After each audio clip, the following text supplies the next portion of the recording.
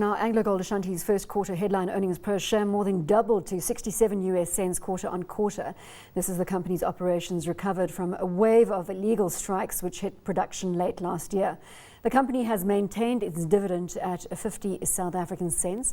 AngloGold ended the day 0.5% higher to just above 168 Rand. Now, CEO Srinivasan Venkatakrishnan spoke of his thoughts on the upcoming wage negotiations. One has to be cautious, and again one has to appreciate the realities on the ground. We understand the pressure our labour workforce is in and the unions are. At the end of the day, everybody shops for their weekly shopping. So when I buy stuff from Pick n Pay, you see the costs go up every time. The workforce and the unions will be under pressure.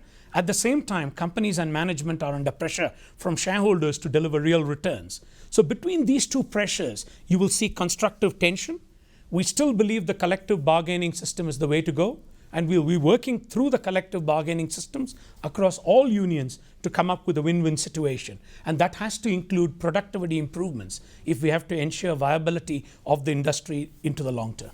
So one of Venkat's first media appearances, and how are we responding to the new leadership at AngloGold Ashanti? Well, I think he actually came across very well, and I think it seems to be a level-headed approach to a very, very difficult situation. Obviously, the numbers, it shows when you look at these numbers, so they're only quarterly numbers, but it shows that if you can go through a phase where you don't have any of these major disruptions in terms of strike activity or some sort of big work stoppage, and obviously that you've got to hold back on expenses, so you've got to hold back on capex, then you can make the operation viable. But it's turning that quarter into a whole year where you don't have these disruptions. And as we know, that's somewhat unlikely because we're only just heading into a wage negotiation round. So the test for the industry is, can they go through the rest of this year without significant disruption? Well, joining us now to unpack this and other mining news, Bevan Jones, Managing Director at London Commodity Brokers. Bevan, let's get your thoughts here as well as we start moving towards wage negotiations. Yeah, it certainly seems to be on the minds of traders out there in London. We get a lot of calls asking us what's happening with wage negotiations, etc. And we just say, wait and see. We don't have any news on the ground yet. But it certainly is, potentially an upsetting factor. However, having said that, prices are fairly bearish and sort of bouncing off the bottom, really. So it's not really going to have a huge effect. Bronwyn, the one element is that this was the quarter to the end of March. From April, we saw the gold price come down, from above 1550, almost 1600 more. Where was it? And it's fallen dramatically since then. Yes, the rand is compensated to an extent, but they're going to face much lower gold prices in the second quarter. And now you have perhaps the threat of increased wages. It's still a tough place to be. It's a huge threat for the South African economy itself, and we were chatting a little earlier, has huge implications for the South African rand. We could see, as you rightly said a minute ago, South Africa off, not just risk off, South Africa off the table. Where are we going to go, 10 on dollar rand? Well, it's a big factor in the sense that it feeds into, we mustn't forget that the credit rating agencies are all looking at us, and one of the key things they'll assess is how we manage the labour situation. And so if we do see a major disruption, you've got to expect the risk of a downgrade. Then obviously there's the loss of export revenue and what that might mean for a balance of payments that is already under strain. And then there's obviously investor confidence. So there's a whole lot that's riding on how we manage not just the mining industry but the entire labour sector through the next couple of months. Still in mining, Lonmin has swung to a profit in the first half of the year, recording headline earnings per share of 13 cents. Revenue, however, fell 2% to $735 million. This came as South Africa lost at least 750,000 ounces of output last year to strikes, shaft closures and government-ordered safety stoppages. And this is according to metals refiner Johnson Matthey. Lonmin ended the day over 4% up to above 40 Rand, but that's not the story that we saw on the other platinum miners today, David. No.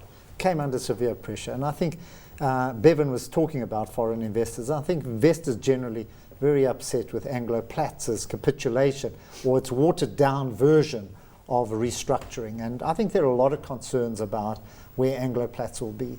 And there again, you've had a lower platinum price as well, platinum prices, and the threat of wage increases and the threat of other cost increases. So it's a tough call for Chris Griffith.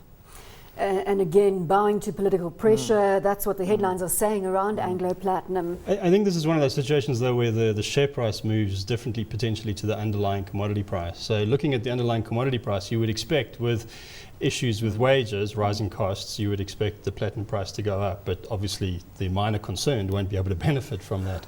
You had APSA launch their platinum ETF just the other week, I think, and the day it was launched, I think it was 9% of total JSE turnover on the day.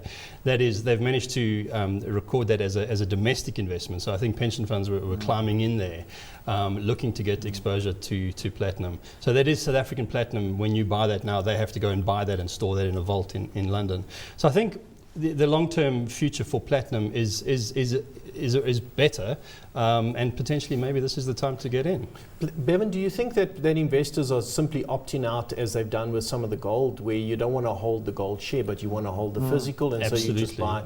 And it doesn't necessarily represent that you are a lover of the platinum story, but you just want to restructure your investment slightly better. Yeah, and fundamentally, with South Africa producing over 80% of the world's platinum, any issues it has to improve the price of the metal itself. Of course, the shares is a different story entirely. You don't really want to be exposed to the shares, but the metal. But surely they are at low enough levels now to consider dipping your toe into the water. It's cyclical. There will be a platinum. Into platinum metal? Into platinum, the stock. Shares. No, platinum No. metal, yes. Platinum, oh, really? Yes, Emphatic no. I agree, because I think with the shortage or with the deficit, the platinum price is more likely to respond.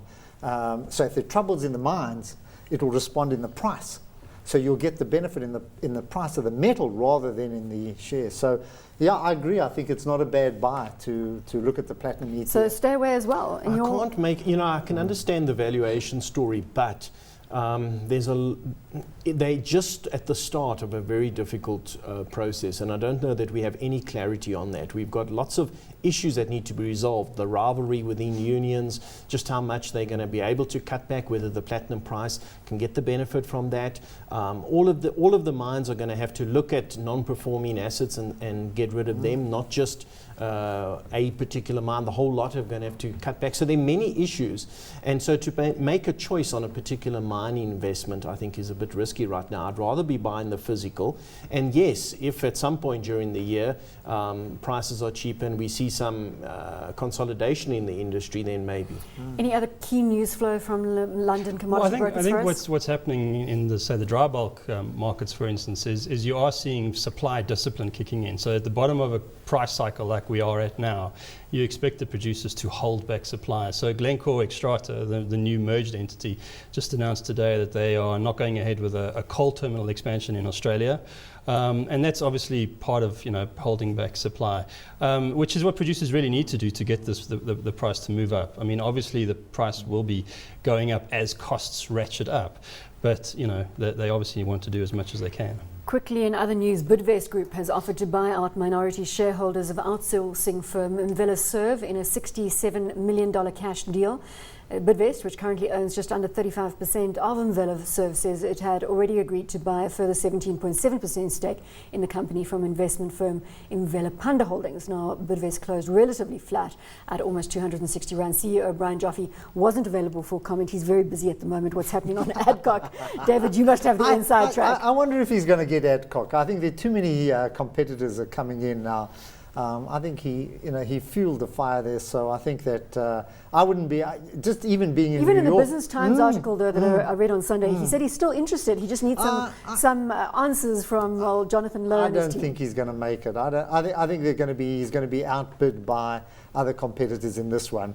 And what but I think it speaks to a different story in the sense that there are companies that are sitting with strong balance sheets that have got a little bit of extra cash that are looking around for opportunities. And I think Bidvest, look, it is in his nature to be acquisitive, so they probably fit this bill quite well. But you're going to see more of this over probably time. other companies following his lead, saying if Joffe sees value there, let's go. I love this Mvela story, this Mvela Serve story, because it was started by Stephen Levenberg, remember, as Rep Serve those days. And I think Stephen, saw what Joffe was doing, wanted to be, I don't want to say another Joffe, otherwise I'm going to cause a whole fight here. But I mean, he could see the benefit and wanted to build a similar type company. And I think there was major rivalry, or there was kind of rivalry there, now that Brian's just absorbing that whole business game.